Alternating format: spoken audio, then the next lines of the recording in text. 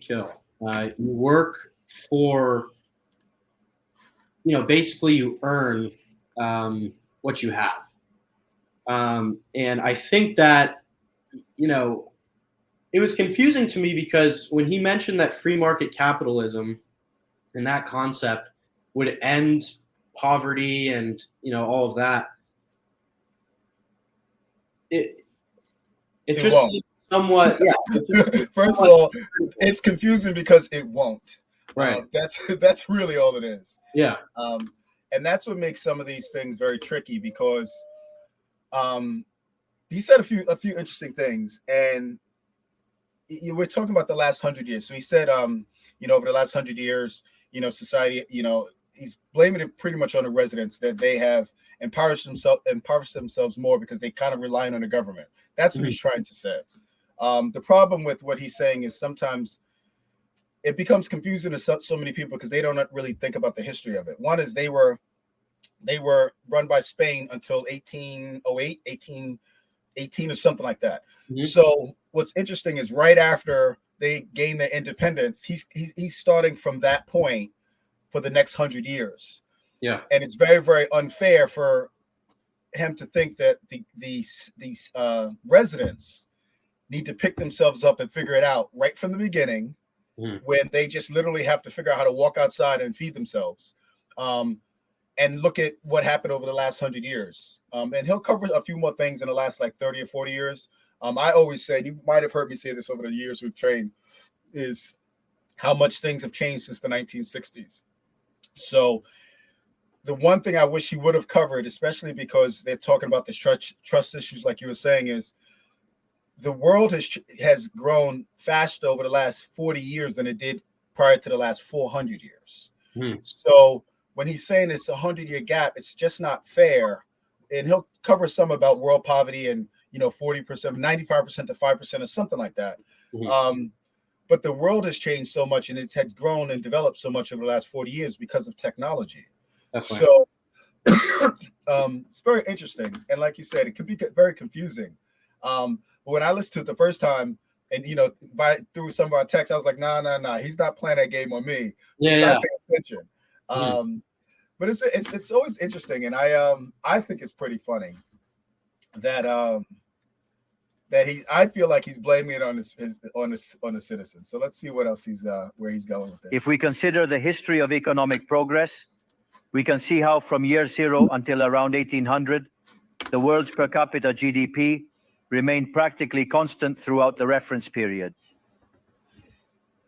If one looks at a chart of the evolution of economic growth throughout human history, one would be seeing a chart with the shape of a hockey stick, an exponential function that remained constant for 90% of the time and exponentially shoots up in the 19th century. The sole exception to this stagnant history was at the end of the 15th century with America's discovery. Except for this, from year 0 to 1800, global... So what he just said was what I referenced when I said the world has changed so much. So he said there was like he was saying, it was a hockey stick. So it went like this, and then 1900s kicked in, and then it turned, and we started to grow. So everything started to develop. Really, if he's talking about 19th century, he's talking about like when a car started and manufacturing, etc. Right. So let's see what per capita GDP remained stagnant without any significant changes. Now, not only did capitalism generate an explosion of wealth from the moment it was adopted as an economic system, but if one analyzes the data, what is observed is that growth has been accelerating throughout the entire period. During the entire period between year 0 and 1800, the per capita GDP growth rate remained stable at around 0.02% annually, that is, practically without growth. From 19th century, with Industrial Revolution, growth rate reaches 0.66%. Given the current rate, it would require a time span of approximately 107 years to achieve a twofold increase in per capita GDP. In 1900-1950, growth rate rises to 1.66% annually. 150, growth rate rises to 1.36% annually. We no longer need 107 years to double per capita GDP, but 66. If we take the period between 1950 and the year 2000, we can see that the growth rate was 2. So that's exactly what I said. Right. Yeah. Right. Same thing with the Industrial Revolution and all of that. Yeah. Right. But this is where I kind of felt like he lost a lot of his listeners because he comes from an educational background. He was a professor. Right. And when you start throwing all the GDP numbers and all of that, I get his audience. They're very elite in quotes. So I thought that if he could kind of dumb that down, I thought he'd be a little bit more effective as a speaker to the world, not just to the people at the conference. But and that's when it gets. That's when I start to overly judge, because if you look at pretty much anybody in these groups, I'm heavily opinionated on these groups, right? Right. Mm-hmm. They all come from somewhere. They're just trying to figure, say they made their mark somewhere. And the educational factor, like you were saying, he should have, I think, been more honest about how the direction, what is going to change, what changed the direction, or be a little bit more clear. Let's not go honest, right? Let's say he should have been a little bit more clear on how it worked, or say, okay, well, up until 1950, things were a certain way, and our entire growth has changed exponentially. He was being a little bit, he kept saying GDP and all of these things. So most of his audience, like you were thinking, everybody has to now run back and figure out what he's talking about if you're not in that world. Right. And like you said, he should have dumbed it down. And I always say, if you can't explain something to a fourth grader, you shouldn't be explaining it. Right. Right. So I totally agree with that. And it's just part of, kind of like the shtick with these people thinking that they want to dictate how the world should be. He comes from an educational background. 97% of the entire population has no education higher than high school. So how is the world going to be able to factually change, think about what he's saying, and then effectively make a change to help everything out, as he was saying? So it gets a little tricky to me, but he's not tricking me. 1% annually, which would mean that in just 33 years, we could double the world's per capita GDP. This trend, far from stopping, remains alive even now. If we consider the period from 2000 to 2023, the growth rate increased again at 3% per year, meaning we could double our per capita GDP globally in only 23 years. Now, when studying per capita GDP from 1800 to today, what is observed is that after the Industrial Revolution, global per capita GDP multiplied by more than 15 times, generating an explosion of wealth that lifted 90% of the world's population out of poverty. All right, so I'm stopping on that. All right, what's your take on that? Almost, I don't know if there's not much sense in saying, in 23 years, although we've grown 3% a year, that, in 66 years, that it would happen the same exact way. So that's where I think us being a little critical, I think that's necessary there. It's important. Mm-hmm. Well, he said that we raised 95, people, 95% of our population out of poverty. First of all, that's just factually untrue. Unless he's just discussing. First of all, this is what I said to you. So Kosta and I were texting a little bit in regards to this, and I said this is interesting from a man who's runs a country who's 45% or 47% of their population lives below the poverty line. So he's very excited to say that the Industrial Revolution and technology and the boom of wealth has pulled 95% of the world population. This is what he said too. I am not mistaken. He said world population. I'm not quite sure. Maybe it's only the countries who are at the forum with him. Maybe it's only those countries. Right. But coming from someone who's traveled the entire globe, I know that the world's population, 95% of the world's population, not out of poverty. Mhm. So I don't think that's the direction he should have gone. But you said something a few minutes ago that's important. I think that I agree. I think he's also catering towards his audience that's there with him. Well, right. I was gonna go ahead. No, go ahead. I'm listening. Well, so I was just gonna kind of go back to what you've been saying. Really, I think the first time I heard it was, 5 years ago. Was, politicians aren't really. They can't really speak to real world issues because they're not real. They're not. Yes, they are citizens, but they're not normal people. Now, normal you can have any definition. So, kind of going back to that, I think that yes, it sounds good on paper, but is that really going to work? Yeah, it's pretty optimistic. It is, and it's interesting. I've been a bunch of clearly forums meetings. I led some. I've been to some. And side note, just to let you know, so I started making some calls and some texts, more calls than texts. I tried to figure out how to get into this forum. Okay. So it'll be a little bit of some business stuff, and that we've been talking about. I want you to kind of work for me to doing some stuff, but this is it's also invite only. I don't know if you're doing it. Do you know how? So yes. All right, go ahead. My understanding is it's invite only, but you also have to pay, I think, $40,000 a year to get there or to go. And that's just that's the old boys club. Right. So they're gonna let in who they want to let in. Mm-hmm.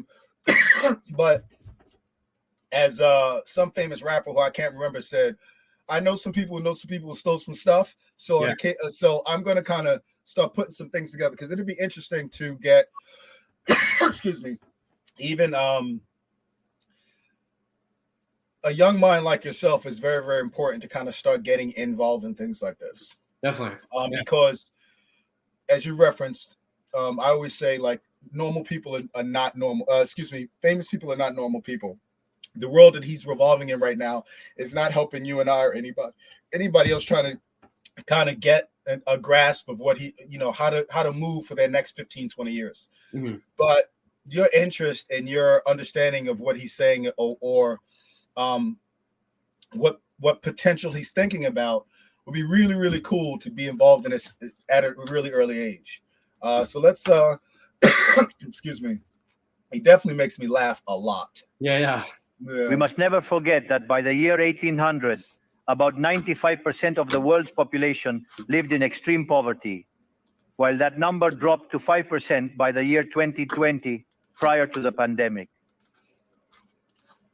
This man just said... That's huge. First of all right. Is it right? That's crazy.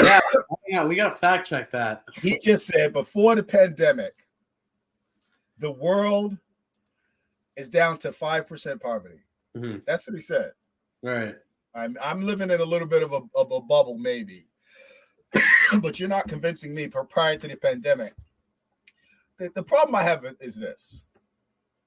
Even if that's true, what was he doing for his 45% of his Argentinians who was living below the poverty? Like that's where I have a problem. We can come up with all these ideas and forums and skiing at the chalet. I do want to go to Switzerland. We'll talk about that later. Right. Okay, if you knew this and you're coming up here with this fantastic idea, screen looks fantastic, one lovely young lady with an appropriate attire on, all of these, people sitting in the dark. Yeah. All of this is fantastic. I'm telling you, this whole setup here, we're looking at $185,000 maybe just for the set here. Right. All that's fantastic. While he flew commercial, did he bring in a few workers to, there'd be migrants. Let's not talk about that. But did they build this set, like union people? Excuse me, I'm sorry. I'm actually feeling pretty good. For some reason, I'm just coughing a little. Yeah, no worries. The whole 5% of society, I mean, there's no way I can believe that. But we'll fact check and we'll kind of cover this a little bit more. I'll see what he says. Absolutely. The conclusion is obvious. Far from being the cause of our problems, free market capitalism as an economic system is the only tool we have to end hunger, poverty, and destitution throughout the planet. The empirical evidence is unquestionable. Therefore, as there is no doubt that free market capitalism is superior in productive terms, the left's doxa has attacked capitalism for its moral issues, for being, according to them, as its detractors say, unjust. They claim capitalism is bad because it's individualistic and collectivism is good because it's altruistic towards others. Hey, side note, I do like And his thus shirt. they strive for social justice. Shirts go that way. But this concept that has become trendy in the developed world recently, in my country, it has been a constant in political discourse for over 80 years. The issue is that social justice is unfair and doesn't contribute to general well-being. On the contrary, it's an inherently unfair idea because it's violent. So, you know, I'm always reading small things, right? Right. So watch what happens when he mentions political discord. To general well-being. On the contrary, it's an inherently unfair idea because it's violent. It's unfair because the state is financed through taxes, and taxes are collected coercively. Or can any of us confidently say that they pay taxes of their own free will? This implies that the state is funded through coercion, and that the higher the tax burden, the greater the coercion, leading to a reduction in freedom. Those who promote social justice start from the idea that the economy as a whole is a cake that can be distributed in a different way. But that cake is not given. It is wealth that is generated in what, for example, Israel Kirchner calls a market discovery process. Hold on, did I miss that? Did I miss something? Yeah, I think so. On the contrary, it's an inherently unfair idea because it's violent.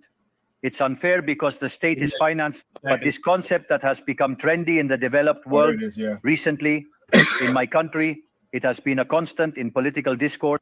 Okay, so you saw right there, he just said political discord, right? He's a politician.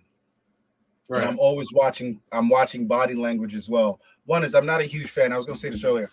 I'm not a huge fan he's reading everything off of his paper. So he's not discussing ideas or thoughts. He's discussing what's been scripted for him.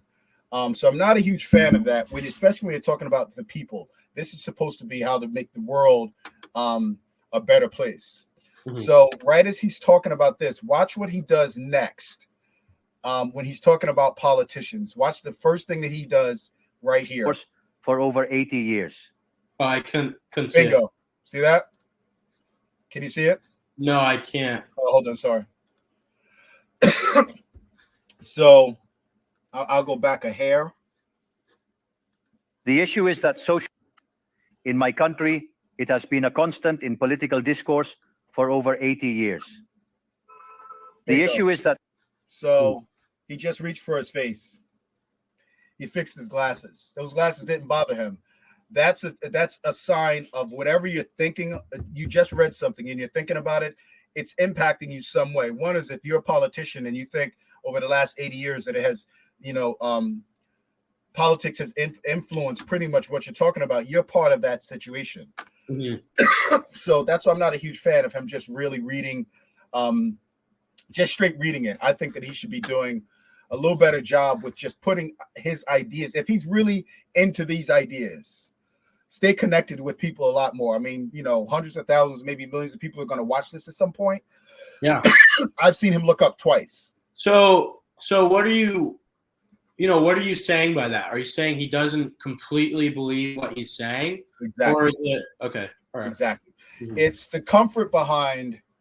So that, I'm always doing body language. Timmy and I were just talking about this because they were asking me about, I was talking to them about conflict resolution and trying to, how I'm always talking to you guys about how to behave, how to read a room, all those things. And they kept, they always ask me, well, how do you know that? And I'm like, first of all, I'm 50. I'm over 50.